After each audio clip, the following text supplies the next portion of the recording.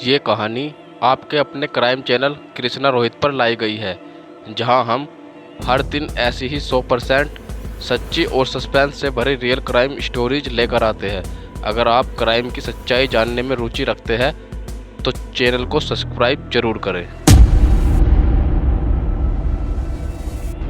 शहर की उस रात जब पूरा मथुरा नींद में था, एक घर ऐसा भी था जहां सन्नाटा चीखों में बदल गया। सुबह 3 बजे के आसपास एक 20 साल की लड़की अपने ही घर के बाथरूम में खून से लथपथ मिली। दरवाज़ा अंदर से बंद था, खिड़की पर लगे लोहे की जाली बिना किसी नुकसान के अपनी जगह थी।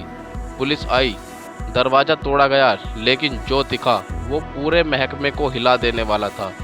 लड़की की कलाई कटी हुई थी, लेकिन पास में कोई ब्लेड नहीं था। बाथरूम की दीवार पर खून से लिखा था, मुझे माफ़ कर देना पापा, लेकिन अब और नहीं सहा जाता। आखिर क्या हुआ उस लड़की के साथ, आइए जानते हैं क्या था पूरा मामला। ये घटना मथुरा उत्तर प्रदेश पार्क रोड के पास एक मध्यवर्गीय परिवार श्रीवास्तव परिवार। पिता रमेश श्रीवास्तव एक सरकारी बाबू, माँ पूजा श्रीवास्तव गृहिणी, बेटी आयुषी 20 वर्ष बीकॉम की छात्रा, छोटा भाई विवेक 16 वर्ष। आयुषी एक शांत स्वभाव की लड़की थी, पढ़ाई में तेज और परिवार की उम्मीदों पर खरी उतरने वाली, लेकिन पिछले कुछ महीनों से उसके व्यवहार में बदलाव था। वो गुमसुम रहने लगी थी, किसी से बात नहीं करती थी और अक्सर गुस्से में खुद को कमरे में बंद कर लेती थी। माँ समझ रही थी कि शायद किसी से प्यार में धोखा खाया है, लेकिन सच्चाई उससे कहीं ज़्यादा भयानक थी। एक कॉल जिसने सब बदल दिया। मौत से 2 दिन पहले आयुषी ने अपने कॉलेज की एक दोस्त को कॉल किया और कहा, अगर मैं ना रहूं तो मेरी डायरी पुलिस तक पहुंचा देना। उसमें सब लिखा है, डायरी में छिपा था पूरा राज। पुलिस ने आयुषी का कमरा खंगाला और अलमारी में एक काली डायरी मिली। डायरी का पहला ही पन्ना पढ़ते ही पुलिस कांप गई। मेरा कसूर सिर्फ इतना है कि मैं लड़की हूँ और उस इंसान को जानती हूँ जो मेरे पिता है, लेकिन मेरे साथ जानवरों जैसा सलूक करते हैं।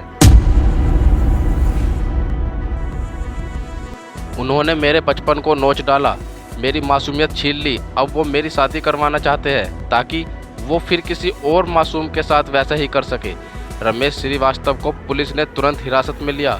पूछताछ में वो पहले मुकरता रहा, लेकिन जब पूछताछ पुलिस ने डायरी और फॉरेंसिक रिपोर्ट दिखाई, वो टूट गया। बोला, गलती हो गई साहब, लेकिन मैं उसे बहुत चाहता था।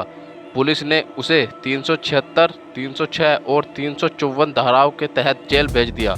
इलाके में शोक और गुस्सा, पूरा मोहल्ला हैरान था। जो रमेश सबको नैतिकता का पाठ पढ़ाता था, वो अपनी ही बेटी का अपराधी निकला। मोहल्ले में कैंडल मार्च हुआ, जस्टिस फॉर आयुषी नाम से सोशल मीडिया पर मुहिम चली। लोगों ने सरकार से सख्त सज़ा की मांग की। क्या सिर्फ रमेश जैसे लोगों को सज़ा देकर समाज सुरक्षित हो सकता है?